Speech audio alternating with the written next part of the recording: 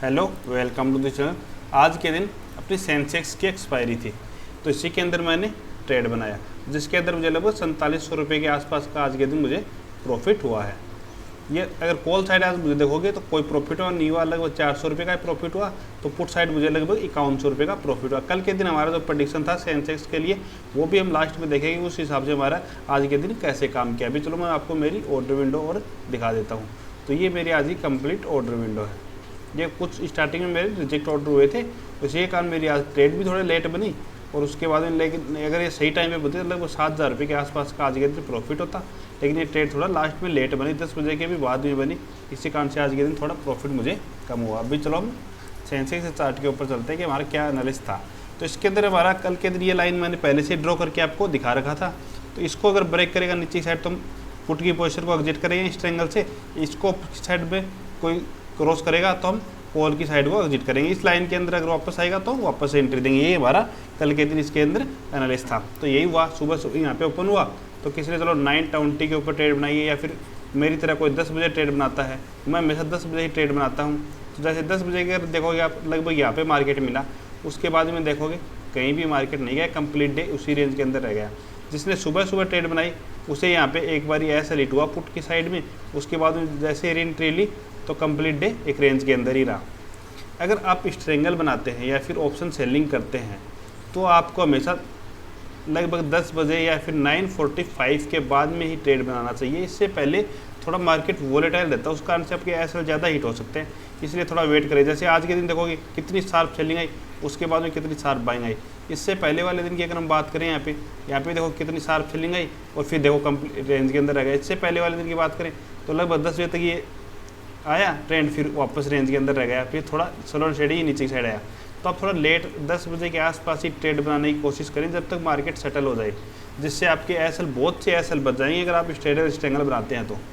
अभी चलो ट्यूसडे के दिन देखते हैं। ट्यूसडे के दिन हमारी एक्सपायरी है फिर निफ्टी की, तो उसके अंदर हम कैसे ट्रेड कर सकते हैं, क्योंकि मंडे का हमारा हॉलीडे रहेगा। तो आज के दिन मिड कैप निफ्टी की एक्सपायरी थी, लेकिन उसका हमने कोई एनालिसिस नहीं किया था क्योंकि सेंसेक्स की एक्सपायरी थी, उसी के अंदर ट्रेड हमने किया था।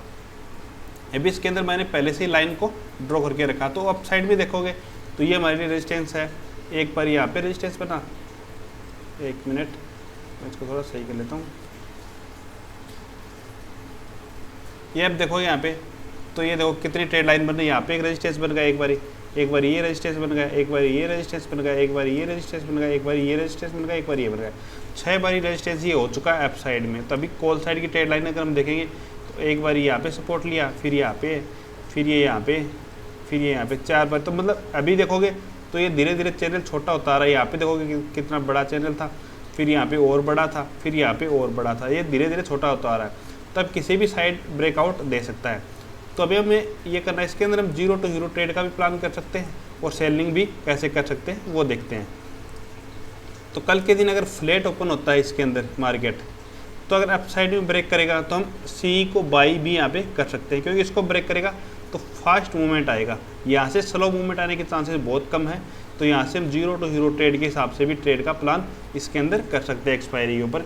तो यहाँ पे हम एक बाइंग की अपॉर्चुनिटी देख सकते हैं अप साइड में निकलेगा तो, या फिर फ्लैट ओपन होने के बाद में डाउन साइड में भी निकलता है तो भी हम पुट की पोजीशन को बाइंग की हिसाब से कर सकते हैं कि एक बड़ा मूवमेंट आए तो 1:10 या 1:9, 8 ऐसे हम टारगेट के लिए भी ट्रेड का प्लान कर सकते हैं। इससे कम के लिए लेकिन हमें 1:7 से नीचा कभी भी ट्रेड का प्लान हमें नहीं करना है अगर हम ऑप्शन बाइंग करते हैं, जीरो टू हीरो ट्रेड का प्लान करते हैं। तो दूसरा, अगर हम सेलिंग करते हैं तो कैसे कर सकते हैं। तो फ्लैट ओपन होने के बाद में मार्केट अगर इसी रेंज के अंदर ओपन होता है लगभग 9:30 तक, तो कम से कम वेट करना है। फिर 9:45 तक अगर इसी रेंज के अंदर रहता है तो हमें फिर ये करना है कि मतलब इससे ऊपर की कॉल को, जैसे मतलब 22,500 की कॉल को हमें सेल कर देना है, या फिर इससे भी ऊपर जा सकते हैं, लेकिन 22,500 से नीचे की कॉल को हमें सेल नहीं करना है। नीचे की साइड अगर हम बात करेंगे तो 22,200 यहाँ तक की रेंज रखेंगे। 22,200 की हम पुट को सेल कर देना है। उसके बाद हमें वेट करना है। अगर नीचे की साइड ब्रेक करता है तो हमें यहाँ से पुट की पोजीशन को एग्जिट कर देना है, और कॉल की पोजीशन को जैसे 22,500 की कॉल को हमने शॉर्ट किया था तो उसके बाद में 22,300 या फिर 22,400 ऐसे थोड़ा नीचे की साइड में हम उसको लेके आ जाएंगे। ऐसे नीचे की साइड हमें उसको करते रहेंगे। अगर अप साइड में ब्रेक करता है तो ऐसे हम अब साइड में करेंगे 22,200 की पुट को हम थोड़ा और अप साइड में लाएंगे 22,300 या 400 कर देंगे और हमें कॉल की साइड में एग्जिट कर देना है। तो इस हिसाब से हम एक्सपायरी के दिन सेलिंग भी कर सकते हैं और जीरो टू हीरो ट्रेड का भी हम प्लान इस हिसाब से कर सकते हैं। Okay, thank you.